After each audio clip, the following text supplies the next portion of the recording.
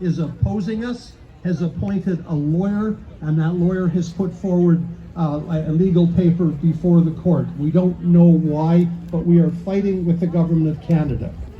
Mirzad Zarai, my friend, marched to Ottawa in August of this year with a number of family victims and supporters. You should thank him for his efforts. But the Prime Minister wasn't home.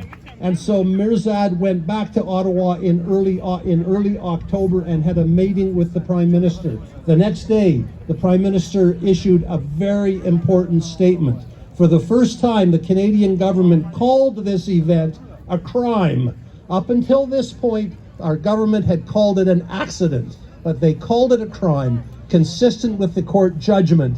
And our Prime Minister promised to do everything he could, shoulder to shoulder with the family victims. So I thank you again, Mirzad, for your efforts in going to meet with the Prime Minister. Mirzad,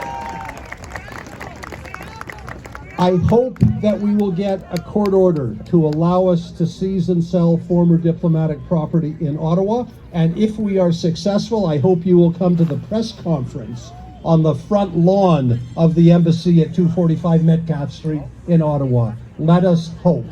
And let us question why our government is not being more supportive. Thank you, everyone.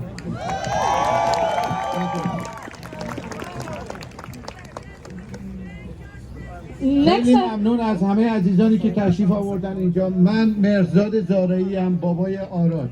همچنین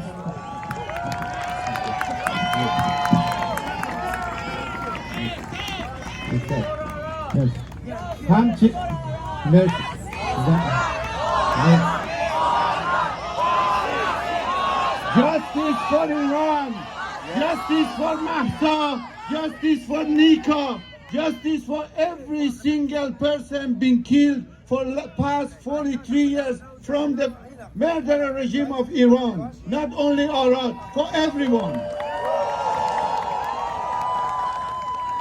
من مرزاد زارعی هستم از یونو، بابای آراد و همچنین سخنگوی بنیاد PS752. ما و اوکراینیان پیپل یه دونه دشمن مشترک داریم و اون دشمن جمهوری اسلامیه. برای همین ما دو ملت مظلوم بایستی با همدیگه متحد بشیم در برابر یک دشمن، در برابر یک دیکتاتور که اون کسی نیست به جز ضحاکگی خامنه‌ای و رژیم جمهوری اسلامی. اکبر خامنه‌ای، اکبر خامنه‌ای، اکبر خامنه‌ای، اکبر خامنه‌ای، اکبر خامنه‌ای، اکبر خامنه‌ای. Down to Islamic regime. Down to Islamic regime. تا زمانی که پدرای دادخواه، مادرای دادخواه زنده باشن نمیذارن خون هیچ کدام از این عزیزانی که به قتل رسوندن پایمال بشه. اینجا هادی عزیزه، مادر بزرگ مادر هادی اینجا هستش، از عزیزان خانواده‌های پرواز هستن که در همه جا همراه ما بودن. جا داره تشکر کنم از هادی عزیز و مادر عزیزشون که همیشه حمایت کردن از تمام مناسانی که اومدن اینجا. مرسی از همتون. تا پیروزی. زن زندگی آزادی، زن زندگی آزادی، مرد میهن آبادی.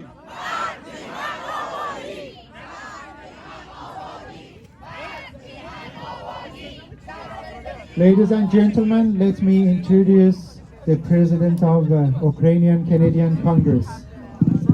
Let me ask Lisa to introduce.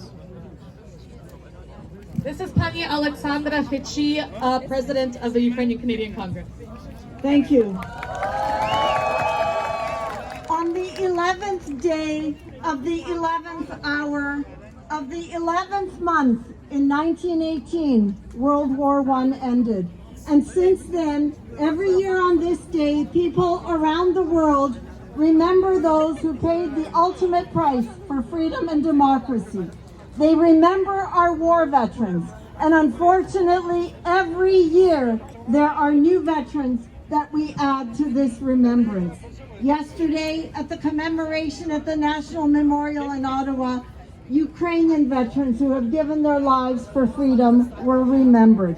But unfortunately, Ukraine is not the only place where light and darkness, democracy and authoritarianism stand in contrast, where good fighting evil forms a new front.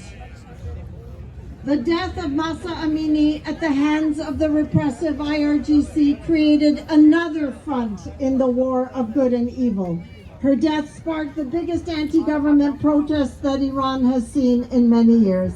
And today, Ukrainians are proud to join with our Iranian brothers and sisters to stand in defense of freedom. The Iranian people have been rallying around the world for 8 weeks, and they're not giving up. Ukrainians have been fighting for 262 days, and we're not giving up. Because we choose freedom over slavery. The world cannot allow complicity and compromise because, as President Roosevelt said, we have nothing to fear but fear itself. So my message to our Iranian friends is this. This is a lesson about schoolyard bullies, and Putin and the IRGC are some of the biggest schoolyard bullies in the world. And the lesson to bullies is they only respond to strength. When you call their bluff, they back down. And when you show them you aren't afraid, that you choose freedom over slavery, they back down. For Ukraine, it took the West too long to learn this lesson. It has cost too many lives. In 2008, after the invasion of Georgia, the West expressed deep concern, but nothing else. So Putin was emboldened, and in 2015, he invaded Crimea and Donbass. And again, the Ukrainians said, give us weapons. But the world was afraid of the schoolyard bully.